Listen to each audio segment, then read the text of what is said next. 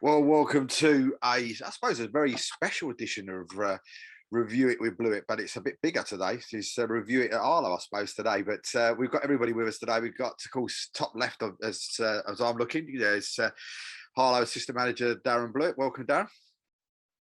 Dave, nice to be here, mate. And apologies about the background, but there's Mr. Chairman Tim there, and of course, first team manager Danny as well. Afternoon, Dave. That work? He doesn't look as happy as he did last night after that disastrous result last night for his boys. Who's that? Me? I was going to say, can we clarify that I'm not a Tottenham fan? No, we know that. We know that. Don't blame her either. I'm beginning to have my doubts as well. Bottom left, of course, is Coach Ruudy, of course, the ladies' manager. How are we, sir? All right, how you guys?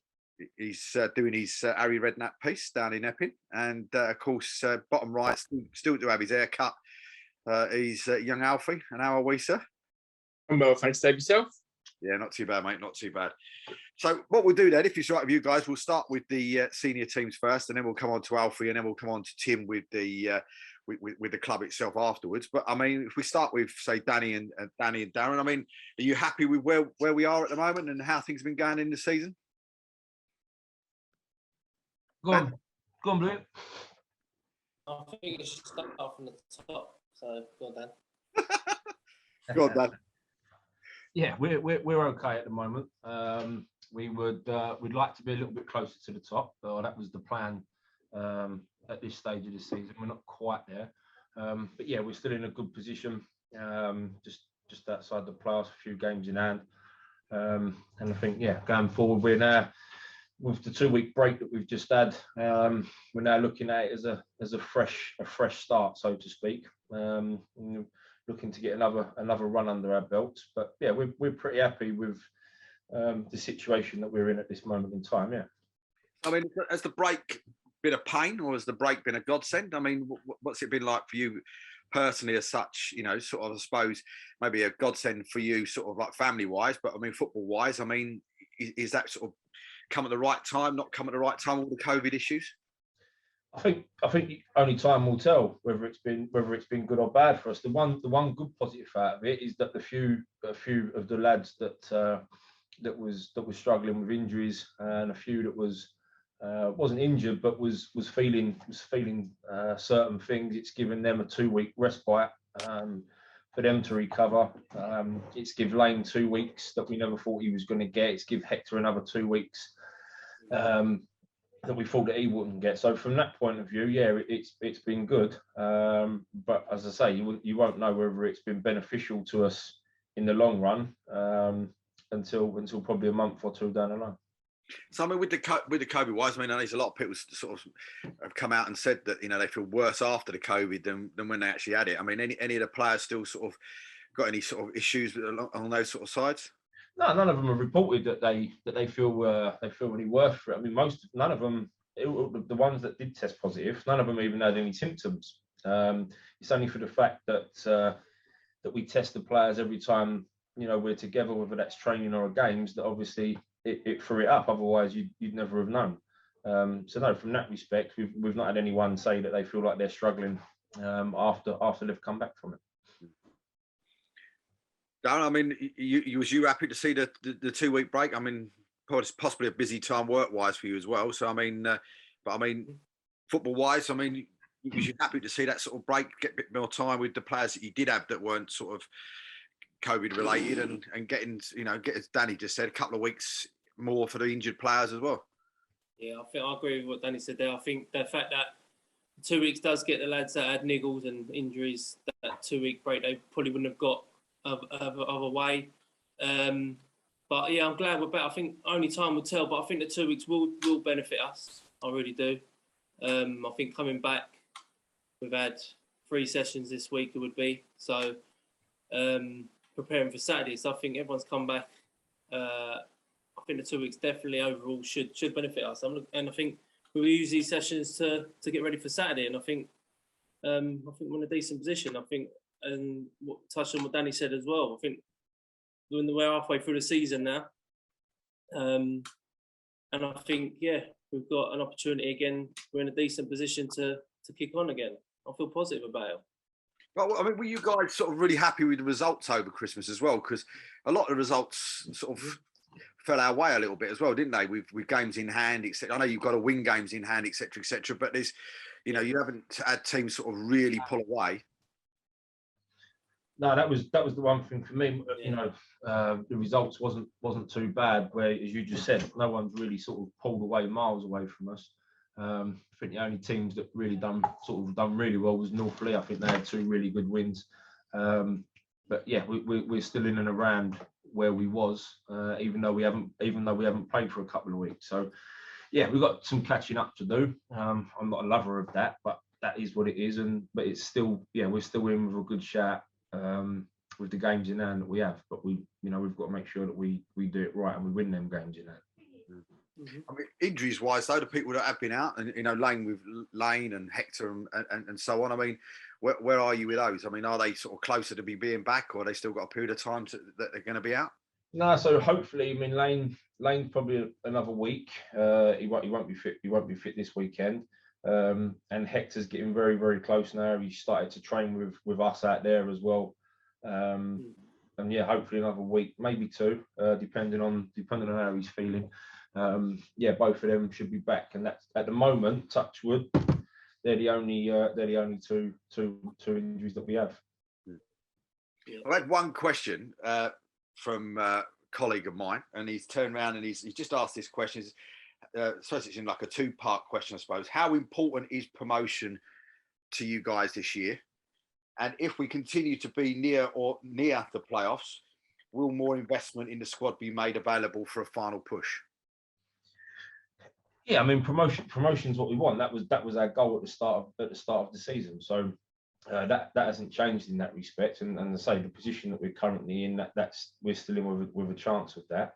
So yeah, promotion is important. Is it the end of the world if we didn't? Maybe not, but I don't think like that, and I know no one else here at the club thinks like that. We want to get promoted. In regards to the investment, I feel that the investment that we've currently got is a good investment, and I don't see the need for any more now. So I mean, on that front, is there any any new faces that you're looking at, or maybe bringing in? I'm not going to name names, but I mean, or probably even positions. But I mean, are you looking to bring in more sort of bodies in? Yeah, possibly. I mean, there will be one announced later on, and there's 2 players that we've parted company with, but that will be announced later through the right channel. So I think you're always looking to strengthen. You don't want to change too much. Don't need to disrupt too much. It's just in certain areas where, if you get injuries, things like that, and you might be struggling in them positions, they're the ones that you're looking to maybe strengthen in. But we're not looking to make sort of any big wholesale changes because there's no need to do so.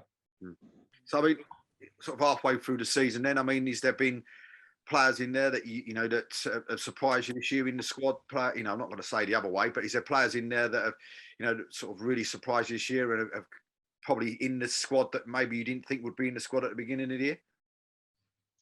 No, not really. I mean, the players that we've got in there are the players that we had from the beginning. We've only added one or two. Again, we've not made big changes throughout the season.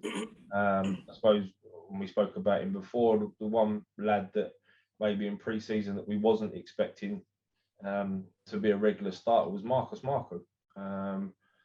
Started off really, really well. Was probably our best player, in fact, the first couple of months. Had a little bit of an off spell, which all players will have. But the last game against Barton Rovers, I thought he was excellent. He then had a bit of an injury. He's another one who's the 2-week break has given him time to recover from. So yeah, but apart from that, no, I don't think there's been any massive surprises. We knew the players and what we was going to get from them, and that's pretty much what we got for the first few months. We then went through. We had a bit of an inconsistent patch where we was good, not so good. But yeah, as I say, the first half of the season's over. That's done. Now we've got to start concentrating on the next half. Was it that for the both of you, that dreaded sort of manager of the month thing that when the results started going up the opposite way? No, it's nothing to do with it. I think, as I say, I just think every team during the course of the season will have an inconsistent patch. We've had our one, and what we can't do, or what we've got to make sure, is that we don't have it again.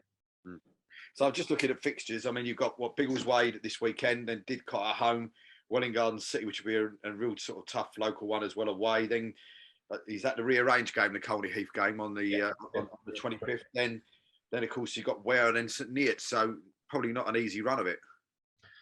It's not an easy run, but then no, you can look at all. You've gone through 4 or 5 teams there, and I suppose if you looked through our fixtures and looked at every 4 or 5 teams right the way through, you're going to have a few games in there that are going to be, well, they're all going to be tough, but your tougher games, if you like. So again, that's something that doesn't bother me. You play teams whenever you play teams. You got to make sure all you can do is prepare properly and approach it in the right way. And if you do that, then you've always got a chance of winning. So would you guys say then? I know it was always the thing sort of when we were in the playoffs every year, the 2 points a game thing. Would you say that's still the sort of the where you want to be with it as such? Sort of 19 games, 38 points. Is that still the thing that you want, 2 points per game as such at the end of the season? Yeah, I mean, if you average 2 points a game, by come the end of the season, you should be in the playoffs. If you're not, then obviously. It's been one of them seasons. But if you average 2 points a game, then come the end of the year, you should be in the playoffs. Yeah. I mean, what have you felt about fans, Dan, since you've been back? And I know we sort of touched on it a few times, but I mean, they seem to be coming back now. They seem to be coming back. The winning ways are on there, and somebody getting some of those sort of old faces coming back into the ground, and that especially at the home games and the away game. I think the away game at Ware, was it, with the rain, and with them all coming back as well. I mean, it must be a massive boost for you, for Dan, for Tim, and for the rest of the club as well to see them all starting to come back again. The supports have been fantastic. Myself and Blewitt, mentioned that on quite a few occasions. I think one of the biggest changes for me that I've seen this year is that when we have had games where we've not performed well enough and we've been beat in previous years, you'd sort of feel the, I don't know if you want to call it the tension, and you can see in people's faces. But even when we've not performed, they've clapped us after the games. They've been positive. And I think that's made a real difference within the group and within the football club as well. Do you agree, Dan? Yeah, 100%. Yeah. I mean, I agree with Danny said there. We've had games we haven't been at our best, but we've always been there. Tim always make a point of clapping the fans and make sure we thank them for coming. They've been brilliant.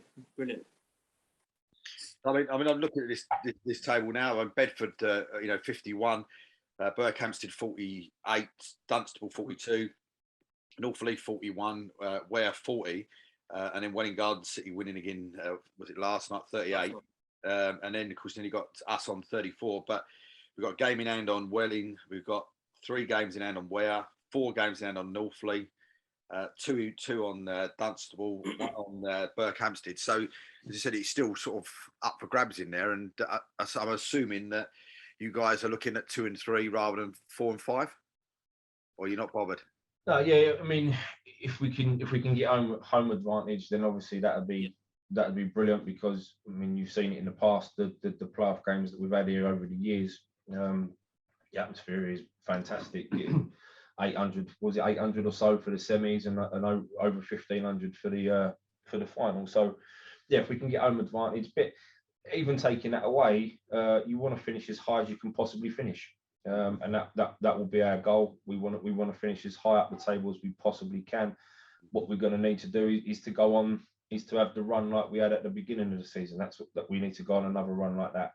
If we can do that, I think come the end of the season we'll be there. But we've got to do it. There's loads of teams. I think you can go down to probably around 12th. That have all got the chance, and you usually find in the second half of the season one team that's around mid-table will have a surge. So yeah, we want to get into the playoff places as quick as we possibly can, and once we're there, we've got to make sure we stay there. We're talking about fans, and I mean, I don't know if anybody did see the tweet that went out, I think yesterday or the day before, that the record for the Isthmian League. I know we're no longer in it anymore. It got broke over the weekend, and with Hastings, I think, getting over 2,000 in. So it just shows you that that fans, not just at our place, but across the board, are all coming back to finding the love of non-league football. Yeah. Well, let's just jump on to Coach Ruudy, because we know he's got to go. He's got to go and do his coaching. So, Ruudy, talk to us a little bit about the ladies. Taking over as sort of manager and as such. So, talk to us a little bit about that, and about the start and about where you are now. So yeah, if you talk about the league, I came in at 6-7 games, I think it was. They had a point. We were banging trouble. But we've kind of turned it around a little bit in the last 5. If you take away the hashtag and the Blewitt game, which were, they were just bonus games anyway, because they're fighting it out for the top. But the next 3 we've won. So we're on 10 points currently. We're still in that controversial 4th relegation spot. Hopefully the FA makes a change in that, and 4 teams don't go down. But as it stands, we're still in it, but we're only a point behind now with a game in hand. So things are looking a lot brighter for us. We're kind of the opposite. We wish the break didn't come, because we had momentum, but we've just got to pick it up, to be fair, again, starting this week. So yeah. Is that difficult though for the ladies, where you've been in that sort of league for the last few years, the previous league for the last few years, where you turned up, won the game, gone home, turned up, won the game, gone home on sort of 90% of the games, and then you then come into sort of a higher level, and all of a sudden, you're not in the first few games, as you said, the first 5 or 6 games didn't go the way that you wanted them to go. Do you think that's something that goes into a mindset for the ladies? Yeah. Because they're not used to that. Do you know what I mean? They'll come up against the high class teams, etc., and all of a sudden, what's going on here? Type of thing. A bit of a, Yeah, 100%. I think what I found, because I've been there from the beginning. So I was in a coaching capacity with the previous gaffer as well. So you see that complacency. The difference between the women's game and the men's game is the men's game, they start a lot younger, so the fundamentals are in place right from the beginning. Whereas in the women's game, those fundamentals sometimes they don't exist. They're non-existent, to be quite frank about it. So I found that, and when I came in, I think for me it was about going through a few phases. The first was the stability of the changing room, because the changing room is a lot more difficult. For anyone who's been in a women's game, a changing room in the women's game is a lot more difficult to control and to get right. But we've got that stability there now, which was always going to be the first part of it. Now it's about getting that stability on the ball and being right. So we've got a shape that we use. We don't try to go away from it. And the way I approach it is the result doesn't matter, but if I've tried to put the onus on them more than the club, kind of thing. So we're not saying to them that the club expects. We're more saying, what do you expect from yourselves? What are your standards? Because they have gone up by default. So it's a catch-22. Even though they've been winning, they've never actually won. So they've not actually won a trophy or won the league, but they were winning games. And when they came up, they only knew how to lose. So I always say to them that there's a positive in that, because you already know how to lose. Now we've gone on a 3-game winning run. They also know how to win as well. So yeah, we're going to have blips, because that's going to happen as part and parcel of the game. But I'm more comfortable in them that they can overcome defeats now, where we were always wondering if that was ever going to happen. So we're in a much better position. And like, if we win on Sunday, we go into 8th. So all of a sudden it'll be like, panic, what panic? And is it that sort of situation for you, I suppose, with the ladies, just to make sure you're not in that dreaded 4th place, just in case the FA don't decide to do away with it? But also as well, if you by surviving in that league for 1 year, you've had that experience in there for that year, and then all of a sudden, then you can push on maybe next season. Then from that, I'm not necessarily saying getting promoted, but you can push on and get a bit further up the league and getting that experience in a higher level. Yeah, 100%. I mean, if you look down, it's only hashtag and Blewitt, and obviously they come with a budget, and so they've been in the league for a long time, so they've got the experience there. But it's not impossible to get promoted from this league. So the ambition is, let's stay up and then plan properly for the following season, because I personally would love a title push. because I don't think it's impossible. And recruitment, if we do that correctly, right from the beginning, have a good pre-season, I think there's every possibility of us being there or thereabouts next year. So we'll, before it was a case where people used to come play us, and the question would be how many are they going to score. I think now that tide has changed a little bit, where they know they're going to be in for a game no matter what happens. And for us, that's the best thing, because we've gained that respect, and the girls have gained that respect, and now they just got to kick on with it. And like I said, it's a good group. Even when we're not training, we're kind of interacting all the time. Little things, just putting riddles in a group, just making them do mental stuff in terms of like numbers or anything that's away from football, but that's still testing them, making them work collectively. We're trying different methods to keep them together as a unit, and make sure that changing room vibe doesn't disappear and doesn't become toxic in any way, shape or form. So we can actually kick on this season and finish as high as possible. Because I still think we can finish in and around the top 6 if we do things correctly. And we've got there's a lot of points to be won still. Is it one of those things as well, though, really, with the ladies' game, that like you see in the WSL and the WSL1 as well, where you see a lot of the times where you get on a little bit of a run, and then you ain't got fixtures for 2 or 3 weeks, and you get onto another run. Do you find that difficult? To the fact that there seems to be sort of like weird breaks in the ladies' game when it's not in the men's game. Yeah, there's an awful lot of breaks. I know they try to put in cup fixtures and stuff like that, but for us, I think the priority is the league. I would rather just play league game week after week, so it's done and dusted. Like we've got a league game this week, and then next week we've got a county cup game. The only benefit of that is a county cup quarter final, a winnable quarter final. So we could see ourselves in a semi final of a county cup tournament, which there's benefits in that as well, because you're then only one game away from a cup final in essence. So if we could get ourselves to a cup final, considering the start of the season that we had and the lack of belief that was in the squad, it will do us the world of wonders, I think.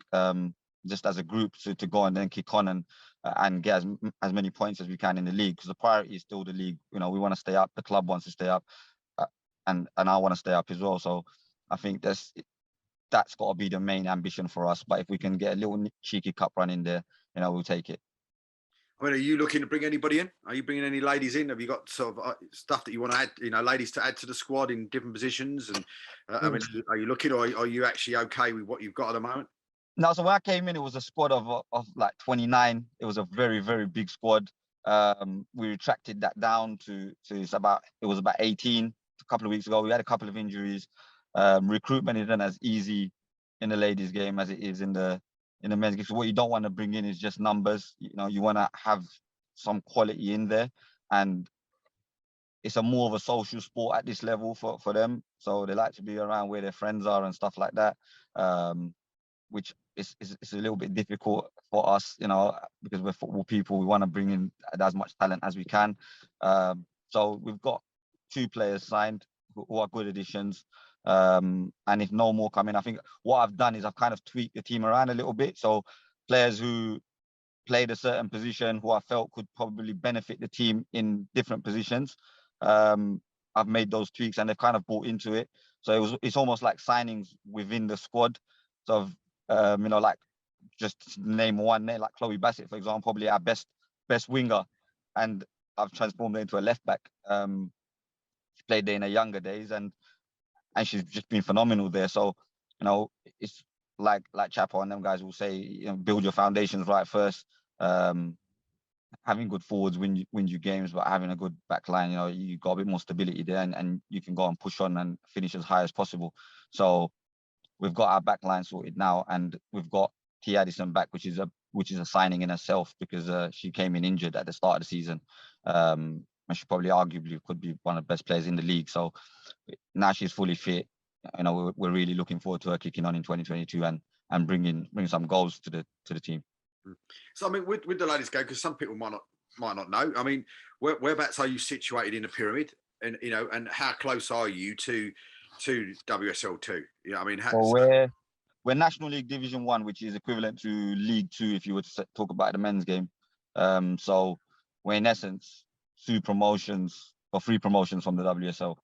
So it's not that far away out, not that far outside, to be honest with you. But like I said, in the ladies' game, the difficulty is because it's seen as more of a social thing. It's even at this level, even though it's step 4, They don't see the seriousness of it. But that's starting to change. The 16, 17, 18-year-olds now do believe that there's a pathway to the WSL or to the championship via the National League route, a bit like the men's game. So they're taking it that little bit more seriously, where it's not about where their friends are playing anymore. But the older guard, that's a bit more difficult. To try and bring in a player over the age of 26, if their friends are not there, or if they've had past relationships, and you've got, you got to take all this into consideration, because their ex-girlfriend might play here, or it's a complete whirlpool of things that are going on. So that was probably one of the biggest challenges that I found, if I'm being honest. So just getting that bit grounded first and foremost was very important to me, and bringing some sort of discipline in where they actually understand that they're playing step 4 of the women's pyramid, and it's not a jolly up. But I think this group of girls have found that, and that's why we are slightly better than what we were initially, and we're growing into the league now.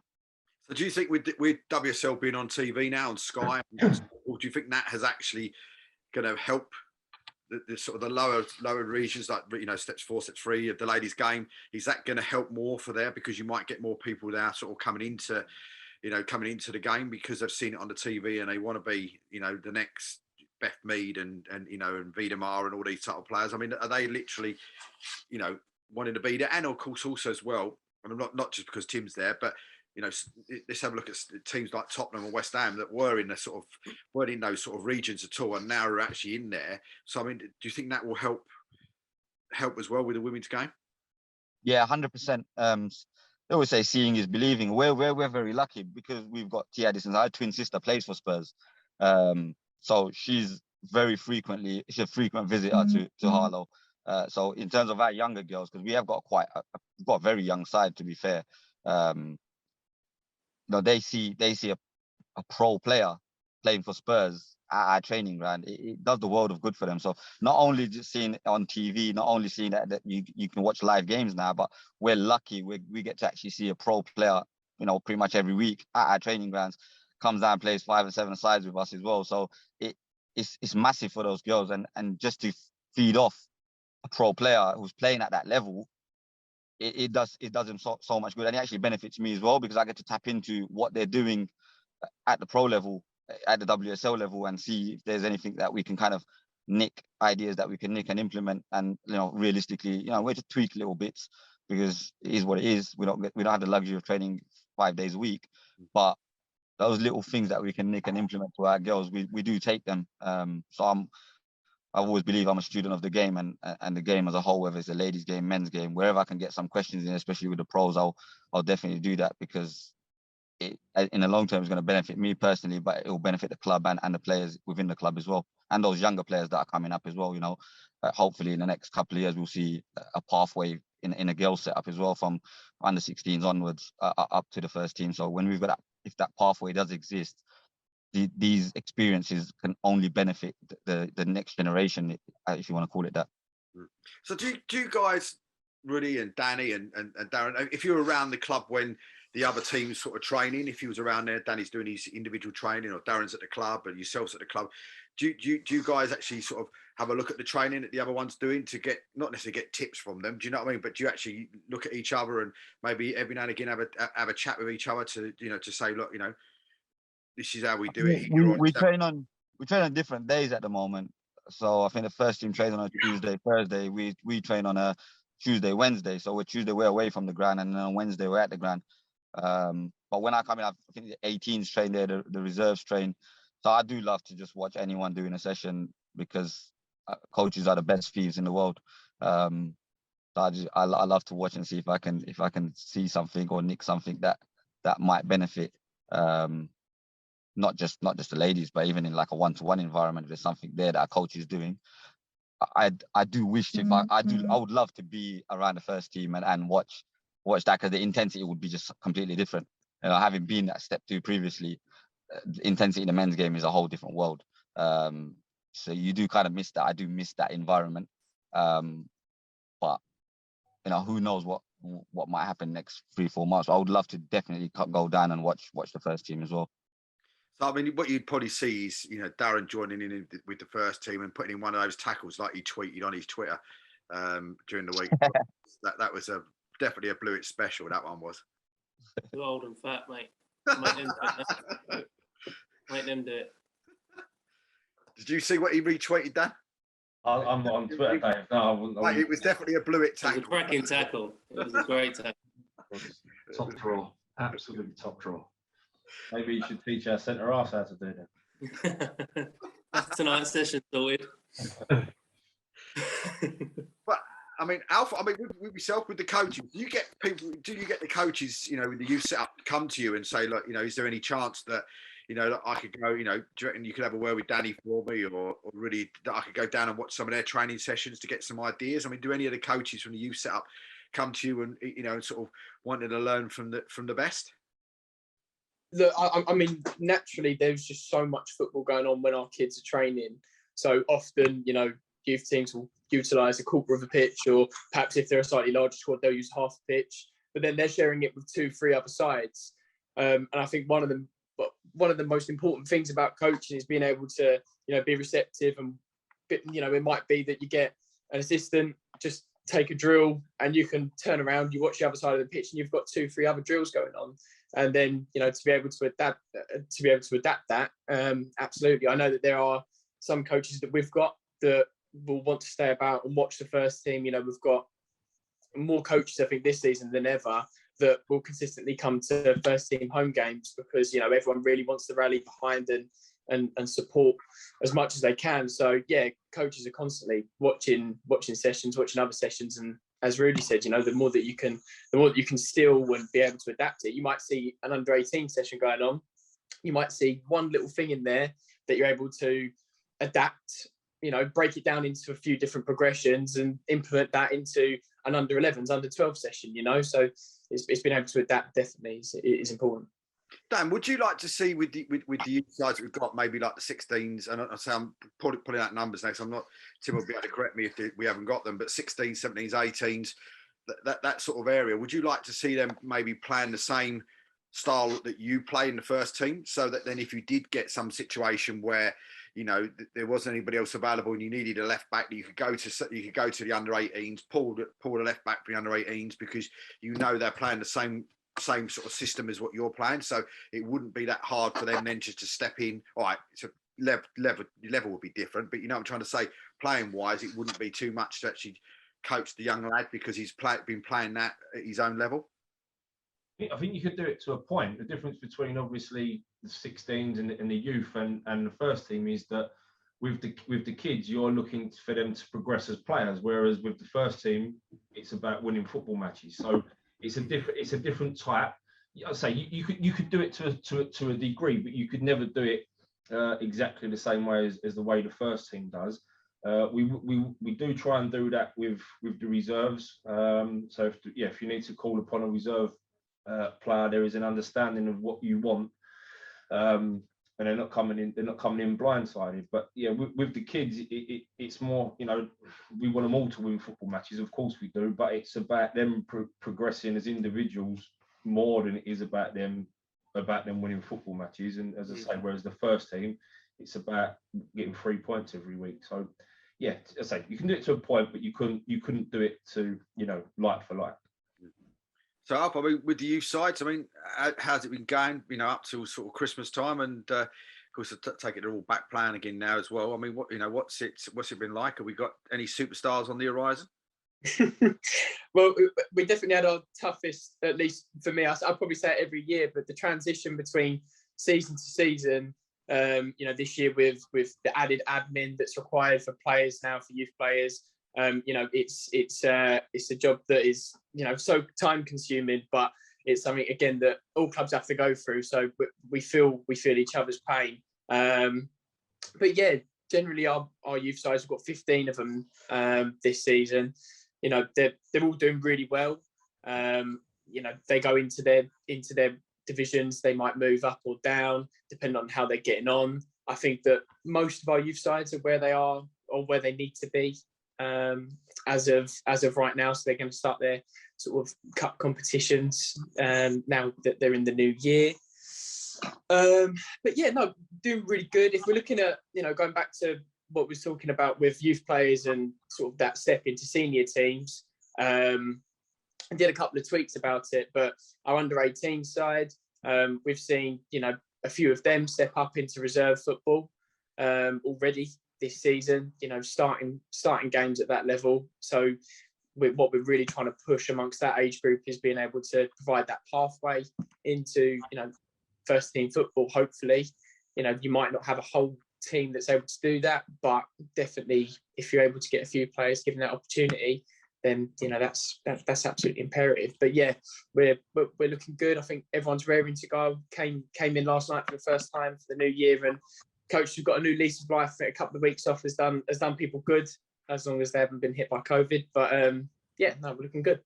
And how's that affected the youth side? I mean, with coaches, players. I mean, are you sort of, is there teams there that might be struggling because of the sort of COVID and because of no coaches or maybe a couple of players?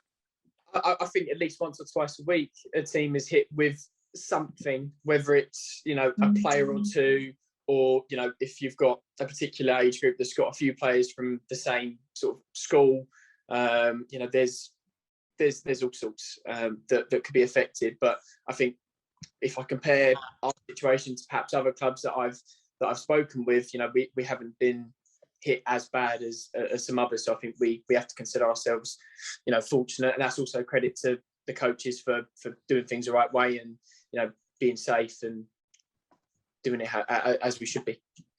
I mean, leagues wise though, I mean, are the leagues been understanding when it comes to the sort of COVID situation as well? Yeah, definitely. Yeah, definitely. The leagues have, as long as you do the admin right, you're able to support,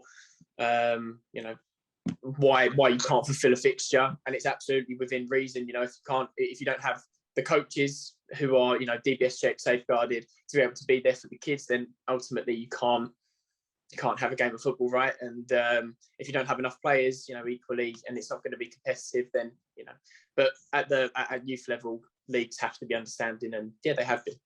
So we haven't done a Liverpool yet, then, with a few of them been away on holiday, and we decided to call it off for COVID. I don't think we'd get away with youth players being on holiday and getting away with 3 weeks and stuff. But yeah, Good time, we'll give it a go. I mean, Alf, with the actual teams, and I know when we first set up, there was quite a few young ladies playing. I mean, you still got any ladies, young girls playing that you could see being pushed up towards Ruudy's team, come the end of it?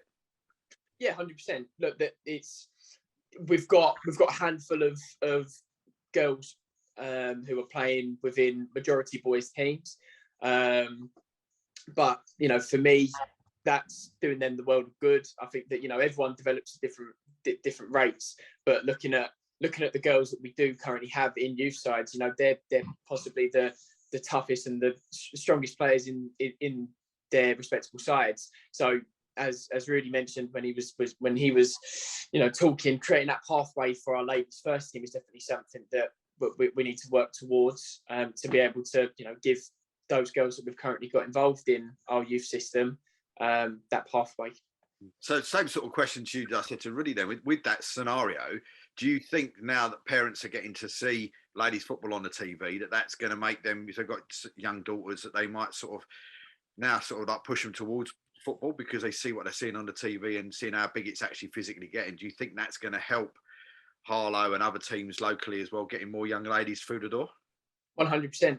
If we look at our Mini Hawks program, which just before Christmas, absolutely, it went crazy. We had 70 plus kids for a couple of weeks. Turned up for a Friday evening session. It was crazy. I wish I had a couple more coaches on those evenings as well to be able to sort of provide a little bit more. But we got them all playing, which is the main thing. But there is so many more young girls who are looking to get into the game. And I think it was only last week I was watching some sort of YouTube video of a one-to-one of this young girl doing some shooting practice and stuff, and the quality that is coming out as well, and naturally, like whether it's boys or girls, the younger that they get involved with football, you know, the more likely they'll stay in football. You know, they'll pick up the love for it as we all have done, and you know, hopefully push on. So yes, it's definitely on the rise. 100%, it's brilliant. Happy days. Well, Tim, I suppose one question then for you, I suppose, would be that I suppose the fans would want to know this, and you know, and we've been through sort of nearly 2 years of COVID, and it still seems to be going. I mean, how's the club coping? You know, and are we all okay? Still here, the lights are on, and there's still football happening. And knowing me as you do, and as everybody here knows me or is getting to know me, we will only ever do things the right way, and that's what we've continued to do. And throughout this last little period of time, we've done right by, first and foremost, ourselves, to protect players, staff, and that's wider staff in my case, in terms of functions and bits and pieces as well. But we do those things the right way and give ourselves the best possible opportunity to keep going as we go. Yes, things have been impacted. I wouldn't want to see a replication of what we've had this past couple of months this time next year. We don't know, but let's hope we don't. But it's been better than the previous 12 months, so we're okay.